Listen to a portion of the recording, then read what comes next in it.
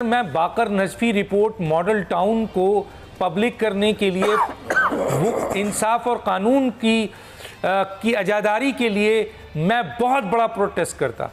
मैं आपकी जगह होता आफ्ताब बाजवा साहब तो डॉन न्यूज़ लीक्स पब्लिक करने के लिए बहुत बड़ा वकला का प्रोटेस्ट करता। क्यों? क्योंकि ये हक और सच आवाम के लिए ज़रूरी है और यह आपका फ़र्ज़ है कि हक और सच आवाम को पब्लिक करें।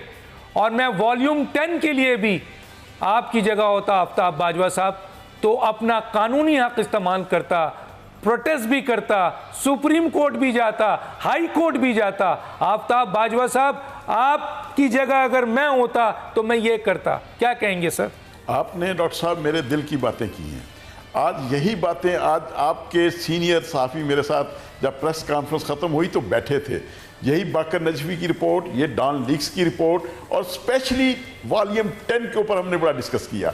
मुझे सब कहने लगे कि बाजवा साहब वॉल्यूम 10 है क्या, तो मैंने उनको भी बताया और आपके चैनल से भी आज बताता चलूँ उसमें वॉल्यूम 10 के अंदर वो क्यों ख़तरनाक है। इसलिए कि उसके अंदर फॉरेन फंडिंग है।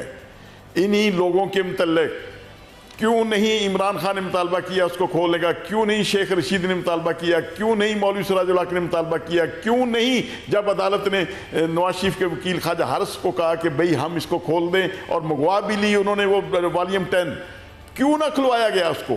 इसलिए नहीं खुलवाया गया। ये सारे सियासतदान उसमें मुलव्वस है उस फॉरेन फंडिंग के अंदर। ये सारे के सारे पकड़े जाएंगे जब भी होगी और वक्त आ रहा है। इंशाल्लाह हमने उसकी पिटीशन भी तैयार की हुई है क्योंकि वो अब अदालत का हिस्सा बन चुका है। जो डॉक्यूमेंट अदालत का हिस्सा बन जाए वो पब्लिक डॉक्यूमेंट होता है, उसको कोई शख्स भी ले सकता है। इंशाल्लाह वो हमने कॉपी अप्लाई की हुई है, वो लेंगे और आप सबको दिखाएंगे। लेकिन वाजिद ज़िया साहब जो JIT के थे चेयरमैन, उनका ये कहना कि जनाब इसको ना खोला जाए, इसमें मुल्क की सालमियत के जो बहुत सारे जो हकाइक हैं जिसमें आपने जैसे जिक्र किया गद्दारों का, जैसे दिलशाद साहब ने गद्दारों की निशानदही की, तो उसमें बहुत बड़े बड़े गद्दार हैं उस वॉल्यूम 10 के अंदर। आने वाले वक्तों में ये सारी रिपोर्टें आएंगी चंद दिनों के अंदर और आप देखेंगे इंशाल्लाह रूल ऑफ लॉ जो है वो अब उसकी सुप्रीमेसी है। अब उसका वक्त आ गया है। अब सुप्रीम कोर्ट की जजमेंट के बाद ना तो अब मज़ाक़ जमहूरियत होगा, ना NOR होगा, ना ही TOR। जो सियासतदान बड़ा पकड़ा जाए तो बैठ के सेनेट के अंदर और असम्बलियों में बैठ जाते हैं सब जोड़ के किस तरह करप्ट लोगों को बचाना है और TOR बना लो। और भाई कौन होते हो तुम जब कानून मौजूद है? अगर गरीब आदमी पकड़ा जाए जेल में डाल दो, बड़ा पकड़ा जाए तो TOR बनाने बैठ जाते हो। ये अब सुप्रीम कोर्ट ने इकदाम उठाया है। इस इकदाम को लेकर अब सुप्रीम कोर्ट पाकिस्तान के वकला आगे बढ़ेंगे इंशाल्लाह। वॉर अगेंस्ट करप्शन हमने शुरू वॉल्यूम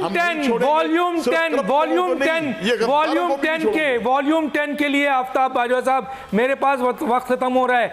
वॉल्यूम 10 को पब्लिक करने के लिए आप कब पटिशन दाखिल कर रहे हैं?